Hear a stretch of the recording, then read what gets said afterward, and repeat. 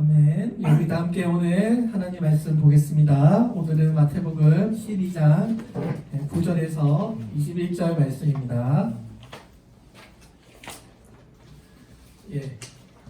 마태복음 12장 9절에서 21절 말씀 제가 공독하겠습니다. 거기에서 떠나 그들의 해당에 들어가시니 한쪽 손 마른 사람이 있는지라. 사람들이 예수를 고발하려 하여 물어 이르되 안식일에 병 고치는 것이 옳으니까? 예수께서 이르시되 너희 중에 어떤 사람이 양 한 마리가 있어 안식일에 구덩이에 빠졌으면 끌어내지 않겠느냐? 사람이 양보다 얼마나 더 귀하냐? 그러므로 안식일에 선을 행하는 것이 옳으리라 하시고, 이에 그 사람에게 이르시되 손을 내밀라 하시니 그가 내밀매 다른 손과 같이 회복되어 성하더라. 바리새인들이 나가서 어떻게 하여 예수를 죽일까 의논하거늘 예수께서 아시고 거기를 떠나시니 많은 사람이 따르는지라. 예수께서 그들의 병을 다 고치시고 자기를 나타내지 말라 경고하셨으니, 이는 선지자 이사야를 통하여 말씀하신 바, 보라 내가 택한 종 곧 내 마음에 기뻐하는 바 내 사랑하는 자로다. 내가 내 영을 그에게 줄 터이니 그가 심판을 이방에 알게 하리라. 그는 다투지도 아니하며 들레지도 아니하니니 아무도 길에서 그 소리를 듣지 못하리라. 상한 갈대를 꺾지 아니하시며 꺼져가는 심지를 끄지 아니하시기를 심판하여 이길 때까지 하리니, 또한 이방인들이 그의 이름을 말하리라 함을 이루려 하심이니라. 아멘. 아멘. 네, 오늘 이 시간 우리 마태복음의 말씀 가지고 주님의 말씀 나누겠습니다. 오늘 우리 본문에 읽어보면 예수님께서 제자들과 함께 해당에 들어가셨습니다. 이 해당에서 한쪽 손 마른 사람을 만나게 됩니다. 예수님 시대 당시에 육체적인 불구가 있는 사람은 사회적으로 멸시를 당하던 시대였습니다. 사람들이 예수님을 고발하기 위하여 물었습니다. 안식일에 병을 고치는 것이 옳습니까? 여기 한쪽 손 말랐다라는 말은 한쪽 손이 오그라들었다라는 것입니다. 한쪽 손이 마비되었다라는 것입니다. 혈액순환이 잘 되지 않았거나 어떤 태어날 때부터 어떤 질병에 의해서 손의 기능이 제대로 쓸 수 없는 불구의 상태를 말하는 것입니다. 오늘 사람들은 모두가 다 두 손은 다 가지고 있지만 한쪽 손이 마비되어 있다면 얼마나 불편하겠습니까? 오늘 여기에서 우리들도 인생의 균형이 깨진 이 한 불쌍한 사람을 보게 됩니다. 그는 신체의 불균형을 앓고 있습니다. 한쪽 손은 건강한데 한쪽 손은 말라 있으니 인생의 균형을 잃어버린 것입니다. 이것은 우리의 병든 상태를 보여주고요, 하나님 앞에 망가져 있는 우리의 인생을 보여주는 것입니다. 오늘 농부가 아무리 씨를 뿌려도, 의사가 수술을 하는 것도, 음악가가 악기를 연주하는 것도 모두 다 뭐가 합니까? 우리의 손이 하는 것입니다. 이처럼 손이 우리 인생에 아주 중요한 것인데 손이 말라 비틀어져 있으니, 그러니까 인생의 균형이 깨져 있으니 얼마나 불행한 인생입니까? 오늘 우리들도 영적으로 손이 많은 사람들이 있습니다. 많은 현대인들이 균형이 깨진 삶을 살고 있습니다. 돈은 많으나 인생의 기쁨은 없고, 지위는 높으나 인생에서 평안이 없고, 명성은 높으나 인생에 안정감이 없는 그런 인생을 살아가는 사람들이 많이 있습니다.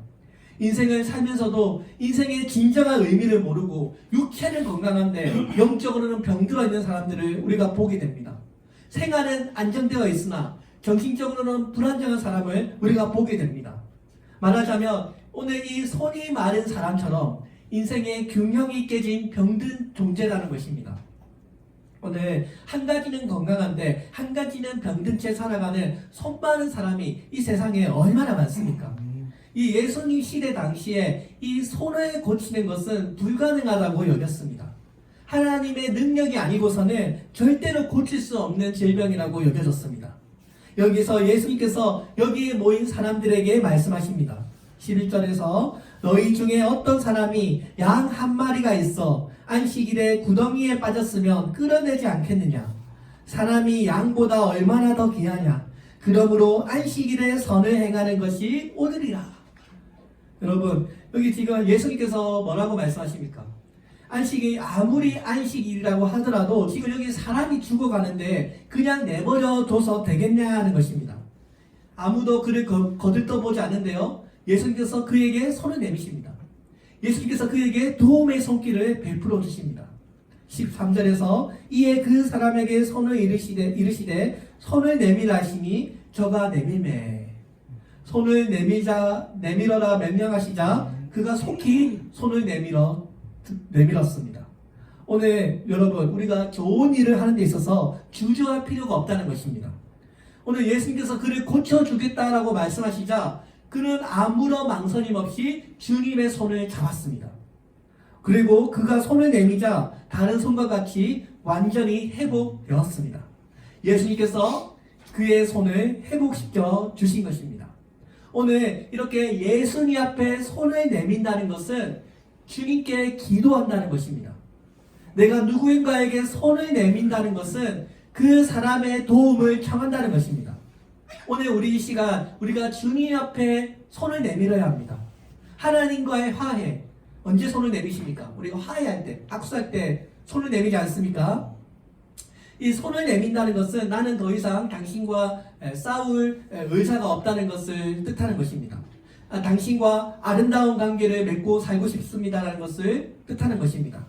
지금까지 내가 붙잡고 살아왔던 그 헛된 것들을 이제 내려놓고 주님과 새로운 관계를 맺고 싶다라는 것을 보여주는 것입니다. 사랑하는 성도 여러분, 오늘 우리의 인생에 이 균형이 깨진 우리 삶에 주님의 손을 붙잡으면 주님의 기적이 나타날 줄로 믿습니다. 오늘 우리의 인생 손에 예수님께 붙들린 삶을 사시기를 바랍니다. 우리는 왜 인생을 살면 낙심할까요? 우리가 인생의 의미를 잃어버릴 때, 우리가 우리 인생의 의미를 포기할 때 우리는 절망에 빠지게 됩니다. 오늘 자비로우신 주님께서 그의 손을 내밀어 우리를 어루만져 주시기를 원합니다. 오늘 이 시간이 우리가 하나님 앞에 손을 내밀어 주님의 축복을 받는 그런 시간이 되기를 바랍니다.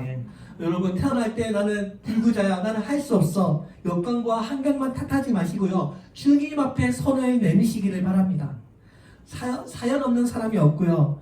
사람은 살다 보면 사업이 망하기도 하고 인생에 실패하기도 하고 여러 가지 불행과 악운이 찾아올 때가 있습니다. 이 질병과 불행은요, 하나님의 부르심입니다. 고난과 실패는요, 하나님을 찾으라고 하는 의미인 것입니다. 여러분, 언제 가장 신실하셨어요? 언제 하나님 부르짖었습니까? 제일 힘들 때, 그렇지 않습니까? 내가 정말 하나님 아니고는 도저히 이 문제를 해결할 수 없을 때 우리는 주님을 찾게 되고 그 낭떠러지에서 주님을 만나게 되는 것입니다. 오늘 주님 앞에 내 손을 내민다는 것, 큰 용기입니다. 내가 정말 인생의 큰 변화를 원한다면 우리는 주님 앞에 손을 내밀 수 있는 그런 용기가 있어야 한다는 것입니다. 13절에서 저가 손을 내밈에 다른 손과 같이 회복되어 성하더라 라고 했습니다. 오늘 예수님께 손을 내미자 그 즉시 그의 손이 회복되었다고 말씀하고 있습니다. 예수님께 손을 내미자 그 손이 회복되고 치유를 받았습니다. 오늘 불행하고 균형 깨진 이 아픔을 주님의 만남으로 그가 치유를 받았습니다. 사랑하는 성도 여러분, 오늘 우리도 하나님을 만나면 불행을 극복하고 깨어진 삶의 균형이 바로 잡힐 수 있다고 믿습니다. 오늘 주님의 손을 내미는 자에게 주님은 부끄러움을 당하지 않도록 우리와 함께 하십니다. 이것이 바로 믿음입니다. 오늘 우리를 회복시켜 주시는 하나님을 붙들라는 것입니다. 오늘 하나님은 우리를 만지시고 우리를 위로하시고 우리를 회복시켜 주시는 분이기 때문에 언제나 주님께 붙들려 있어야 한다는 것입니다. 오늘 주님의 손에 붙들린 사람은 하나님의 은혜 안에 들어가고 하나님의 축복 안으로 들어가는 것과 같습니다. 우리가 주님의 손을 잡는 것은요, 하나님의 축복 안으로 들어가는 것과 같습니다. 손이 회복되는 것은 놀라운 기적이고 하나님의 놀라운 일입니다. 하나님은 우리가 주님께 구하는 것을 거절하지 않으시고 긍휼과 자비로 살아가는 것을 주님은 기뻐하신다라고 말씀합니다. 오늘 이사야 선지자가 오늘 메시아의 성품을 이야기하고 있고 이것을 자세하게 기록하고 있습니다. 20절에서 말씀합니다. 상한 갈대를 꺾지 아니하며 꺼져가는 심지를 끄기를 아니하기를 심판하여 이길 때까지 하리니. 오늘 예수님의 사랑은 상한 갈대라고 꺾지 않으시고요, 작은 불꽃이라고 해서 끄지 않으신다고 말씀합니다. 너무 작은 열정 주님 끄지 않으십니다. 주님 멸시하지 않으십니다. 주님은 꺼져가는 그 심지를 작다고 끄지 않으시고 그 우리의 인생, 상하에 갈 때는 우리의 인생이지 않습니까? 망가져버린 우리의 인생을 주님은 돌봐주시고 그 심지를 키워주셔서 하나님 나라를 위한 강한 불꽃으로 만들어주신다는 것입니다. 오늘 상한 갈 때 마치 손 많은 사람 같은 우리의 이 인생, 우리 어쩔 때는 갈 때보다 더 연약한 우리 인간이지 않습니까? 우리 사람이 얼마나 연약합니까? 조금만 열심히 일하면 쉽게 피곤하고 감기에 걸리면 콜록콜록 고통을 받는 연약한 인생이지 않습니까? 오늘 주님께서 이 상한 갈 때마저 꺾지 않으신다는 것은 그만큼 우리의 인생을 조심히 다루신다는 것입니다. 더 나아가서 주님은 이런 상한 갈 때와 같은 이 영혼들을 주님은 받아주시고 그들을 치료해 주신다는 것입니다. 사랑하는 성도 여러분, 오늘 기름이 바닥나서 불이 깜빡깜빡거리는 바람에 흔들리는 이런 연약한 불꽃, 이 연약한 심기조차 주님은 그것을 거절하지 아니하시고 그것을 용납하시고 그것을 치유해 주신다는 것입니다. 오늘 사랑하는 성도 여러분, 주님께서 우리 도시정교교회 작다라고 주님 무시하지 않으십니다. 주님이 가난한 자가 복되도라고 말씀하셨고, 이렇게 주님의 연단 속에 있는 이 영혼들을 주님은 결코 외면하지 않으신다는 것입니다. 오늘 성경에 읽어보면요, 주님은 항상 죄에 억눌려 있는 사람들에게 해방을 주시고요, 항상 고통받는 자를 주님은 치유하시고, 예수님은 이 세상에 참된 하나님의 사랑을 나타내려고 이 땅에 오셨습니다. 하나님의 구원을 이루기 위하여 자기 스스로의 몸을 우리에게 던져내어 주심으로, 피를 흘리심으로 우리에게 구원을 이루어 주었습니다. 사랑하는 성도 여러분, 모든 것 줄 수 있습니까? 오늘 하나님께서 우리에게 예수 그리스도를 이 땅에 보내주셨다는 건요, 하나님이 우리에게 모든 것을 다 주었다는 것입니다. 재생할 수 없는 이런 상한 갈대와 같이 다 타버린 신기와 같은 우리 인생들을 주님은 다시 그 불꽃을 일으켜서 하나님 나라의 강한 불꽃으로 용납하시고 일으켜 주실 줄로 믿습니다. 어느 한 소녀가 미국 보스턴 지하병동에 격리 수용이 되어 있었습니다. 이 소녀는 마음이 어둠 때문에 심한 정신병에 앓아서 사람들이 다가오면 괴성을 지르고 사납게 독소를 퍼부었습니다. 의사들이 그녀를 치유하기 위해서 온갖 노력을 다 기울였지만 결국 회복 불가능이라는 진단을 내렸습니다. 그녀를 낳은 부모도 이 아이를 포기해버리고 면회조차 가지 않았습니다. 그 누구도 그녀에게 관심을 가지지 않았습니다. 그녀의 인생은 완전히 망가져서 회복이 불가능했을까요? 그때 은퇴한 한 늙은 간호사가 그 소녀에게 예수님을 전하기 시작합니다. 그녀의 부모조차 포기한 아이였지만 6개월 동안 그녀는 끊임없이 주님의 복음을 전했습니다. 그러자 그녀의 마음에 변화가 찾아왔습니다. 마음의 어둠이 걷히고요, 서서히 세상을 향해 마음의 문을 열기 시작한 것입니다. 그리고 의사가 말했던 회복 불가능한 그 정신질환마저 완전히 치료하게 되었습니다. 마음의 빛을 찾은 이 소녀가 자신과 같은 정신질환의 고통을 받는 사람을 위해 내가 이제는 헌신해야겠다고 결심하고요, 이 소녀가 나중에 헬렌 켈러의 스승으로 알려진 특수교사 앤 설리반 메이시라는 사람이었습니다. 여러분 다들 아시죠? 헬렌 켈러를 이렇게 위대한 영웅으로 만든 바로 설리반 선생님이 바로 이런 같은 질병을 앓았던 사람이었던 것입니다. 그녀가 예수님을 만나자 예수님이 그녀를 치료해 주었습니다. 오늘 예수님은 우리의 모든 불행을 근본적으로 해결해 주시는 인생의 해결자 되십니다. 오늘 하나님은 그녀가 건강의 회복을 받았습니다. 오늘도 우리가 병 아프면 의사나 약사에게 가서 병을 고치는 것 같지만 그 병을 고치는 분은 바로 하나님이십니다. 인간이 병을 고치는 것 같지만 사실은 하나님이 우리의 병을 치료하십니다. 왜냐하면 십자가에서 예수 그리스도께서 사단의 권세를 박살내시고 모든 질병을 대신 지심으로 모든 질병을 해결하셨기 때문입니다. 오늘 우리가 아픈 부위를 놓고 기도할 때 우리가 믿음으로 기도하면 주님께서 역사해 주실 줄로 믿습니다. 아무리 의사가 수고해도 하나님께서 치료해 주시지 않으시면 나을 수 없기 때문입니다. 오늘 우리의 이 하나님과의 관계, 오늘 우리가 하나님과의 영적인 관계가 회복되면 우리의 마음이 치유가 되고요, 육신의 질병도 자연스럽게 치유될 줄로 믿습니다.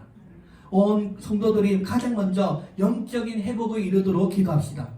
그러고 난 다음에 우리 주변에 사랑하는 가족과 친척과 친구들이 모두가 다 관계가 회복될 수 있기를 바랍니다.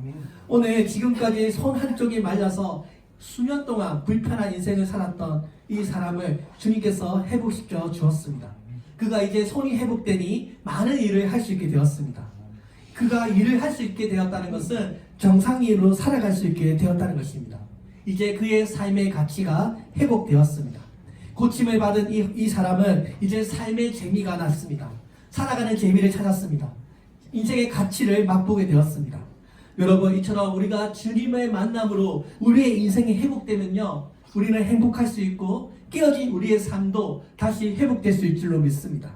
우리 모두가 다 상한 갈대이지 않습니까? 우리 모두가 다 병들고 사업에 실패하고 가정 불황, 죄에 얼룩진 심령들, 우리 모두가 다 상한 갈대와 같지 않습니까? 그러나 우리는 낙심하지 않습니다. 왜냐하면 전능하신 주님께서 우리의 갈대를 붙들고 있기 때문입니다. 여러분, 오늘 우리의 인생을 회복시켜 주려 오신 분이 바로 예수 그리스도입니다. 우리가 주님을 만나면 주님이 우리의 삶을 회복시켜 주실 줄로 믿습니다. 예수님 안에서 모든 것이 회복되게 될 줄로 믿습니다. 욥기 22장 21절에서 말씀합니다. 너는 하나님과 화목하고 평안하라. 그리하면 복이 내게 임하리라고 명령했습니다. 제가 하루에 1시간씩, 많이 하면 한 3시간씩 매일매일 전도를 하거든요. 근데 전도하다 보면 다양한 사람을 만나는데, 최근에는 큰 대형교회 다니는 어떤 권사님을 만났는데 우리 교회 이렇게 구경하고 싶다고 오셨어요. 근데 평생 동안 대형교회 다니시던 분이 우리 교회 오니까 표정이 안 좋은 거예요. 교회가 너무 작다고 여기서 무슨 신앙생활 하냐고 이렇게 하는 것 같았어요. 근데 표정이 너무 안 좋아서 네, 그렇습니다 이렇게 하고 보내드렸어요. 근데 제가 마음이 안 좋아요. 우리 교회도 컸으면 얼마나 좋았을까, 이제 그런 마음을 가지고 있다가 집에 들어왔어요. 집에 들어와서 이제 라면 먹으려고 라면 물을 이렇게 켜고 있었는데 전화가 왔어요. 네, 목사님, 제가 헌금을 좀 가지고 왔는데 교회에 계세요? 이렇게 연락이 왔어요. 제가 너무 놀래가지고 전화를 받자마자 조금만 기다려주세요라고 부랴부랴 교회로 달려갔어요. 그분이 천주교 신자인데, 제가 한 5월달쯤에 청바지 입고 물티슈 나눠 드리는 게 기억이 나서 저희 교회 유튜브도 보고 제 간증도 보고 하면서 은혜를 많이 받으셨대요. 기도하는 도중에 도시선교교회를 도와주어라 라는 그런 음성을 듣고 자기 폐물을 팔아가지고 교회에 가져오신 거예요. 두툼한 봉투여가지고 100만 원이겠지, 100만 원 주셨나 보다 이렇게 생각하고 있는데, 집에 와서 열어보니까 전부 5만 원짜리 620만 원을 교회 부흥한테 쓰시라고 주신 거예요. 그래가지고 다음날 또 연락이 왔어요. 다이아몬드 하나가 계산이 잘못돼서 48만 원이 나왔는데 여기에 2만 원 더해가지고 50만 원을 또 가지고 오신 거예요. 그리고 자기가 이제 마지막 남은 통장이 있대요. 마지막 남은 통장인데, 목사님 2024년도에 제가 축복의 첫 스타트를 끊겠다고 하면서 20만 원을 또 입금해 주신 거예요.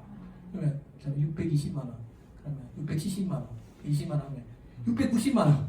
690만 원을 우리 교회 부흥하는 데 쓰라고 주셨어요.